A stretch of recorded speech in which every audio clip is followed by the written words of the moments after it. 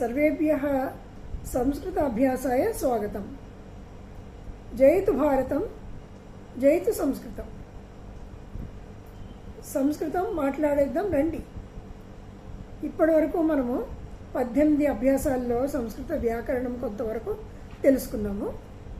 ఇప్పుడు మనం దాన్ని మాట్లాడడానికి ప్రయత్నిద్దాం. మాట్లాడాలి, మనకు ఎంత నేర్చుకున్నా మాట్లాడడం కదా ముఖ్యము. ఇప్పుడు కొన్ని వాక్యాలు చూద్దాం. తెలుగులో చెప్తాను, తెలుగులో వాక్యాలు మళ్ళీ సంస్కృతంలో అనువాదం చేద్దాం. మొదటి వాక్యం, మీకేం కావాలి? కిం ఆవశ్యకం? భవతి కిం ఆవశ్యకం? భవాన్ కిం ఆవశ్యకం? జలం ఆవశ్యకం, క్షీరం ఆవశ్యకం, కాఫీ ఆవశ్యకం.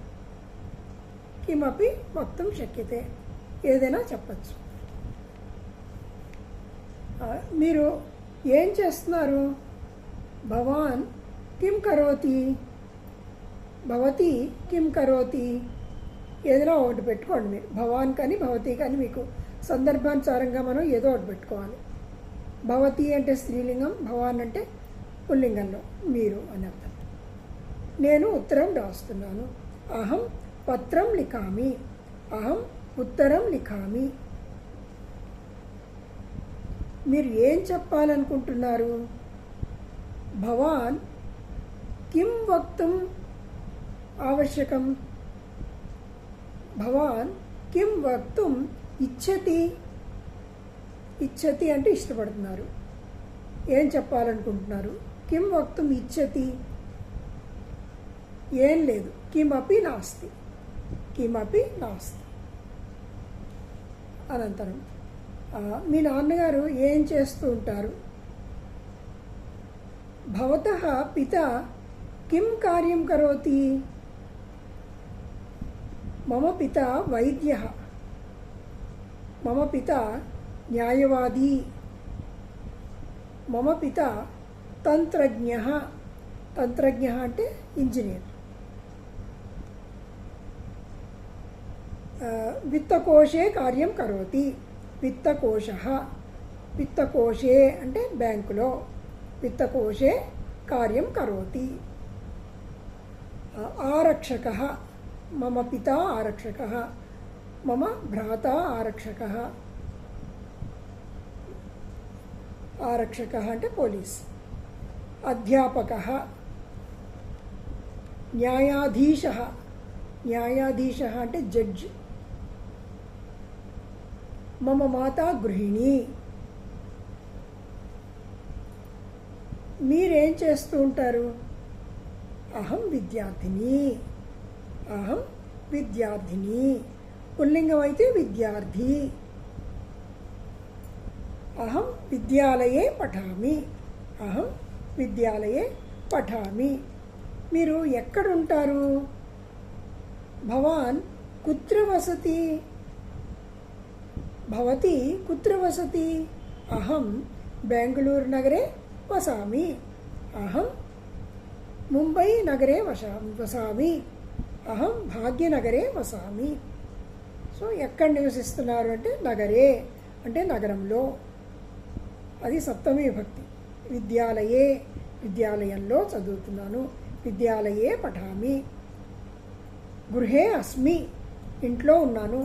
అహం గృహే అస్మి, ఇంట్లో ఉన్నాను. గృహే సప్తమి విభక్తి. కొన్ని చెప్పుకున్నాం కదా, ఇవన్నీ సప్తమి విభక్తి. నగరే నగరంలో. కార్యాలయే కార్యాలయంలో. విత్తకోశే విత్తకోశంలో అంటే బ్యాంకులో. ఈ విధంగా మనం సప్తమి విభక్తి పదాలు వస్తాయన్నమాట. తర్వాత మనము ఎక్కడికైనా వెళ్ళామనుకోండి, అక్కడ ఏం చూశారు అని అడుగుతాం. అలా అన్నప్పుడు మీరు ఢిల్లీ వెళ్ళారు కదా, ఢిల్లీలో ఏం చూశారు? భవాన్ దేహల్యాం కిం దృష్టవాన్? కిం దృష్టవాన్ ఏం చూశారు? పశ్యతి చూడ్డం, చూస్తున్నాను. పశ్యామి చూస్తున్నాను. పశ్యతి చూస్తున్నాడు. దానికి చూసాడు అంటే దృష్టవాన్. మీరేం చూశారు? కిం దృష్టవాన్? మీ సోదరుడు ముంబై నగరంలో ఏం చేస్తున్నారు? భవతః సోదరः ముంబై నగరే కిం కార్యం కరోతి? భవత్యాः భ్రాతా ముంబై నగరే కిం కార్యం కరోతి? మీరు ఎవరు? ఎక్కడుంటారు మీరు? భవాన్ కుత్ర వసతి? భవాన్ కుత్ర వసతి? ఎక్కడుంటారు? భవాన్ కహ? మీరెవరు? భవాన్ కహ? మీరెవరు? భవాన్ కుత్ర వసతి? మీరు ఎక్కడుంటారు? వారెవరు? వాళ్ళంతా ఎవరు? వారెవరు? తే కే? సహ అంటే అతడు, తే అంటే వారు. సహ అతడు, తే అంటే వారు. వారెవరు అంటే తే కే. కహ అంటే సింగిల్ ఏకవచనము, కే అంటే బహువచనం. సో తే కే బహువచనంలోనే రెండు ఉంటాయన్నమాట. స్త్రీలైతే తాహ కాహ? తాహ అంటే సా, తాహ. సా అంటే ఆమె, తాహ అంటే వారు, స్త్రీలు. తాహ కాహ? వారెవరు? వారు మా బంధువులు. తే మమ బాంధవాః. జనరల్గా పురుషులు స్త్రీలు అందరూ కలిసి ఉన్నప్పుడు మనం పుల్లింగమే వాడతాం. తే మమ బాంధవాః, వారు మా బంధువులు. తే మమ మిత్రాణి, వారు నా మిత్రులు. తే మమ మిత్రాణి. ఈ విధంగా రోజు కొన్ని వాక్యాలు మనం చెప్పుకుందాము. మీరు కూడా కొన్ని ప్రయత్నం చేయండి. ఇదానీమహం సమాపయామి. పునర్మిలామः. జయతు భారతం, జయతు సంస్కృతం.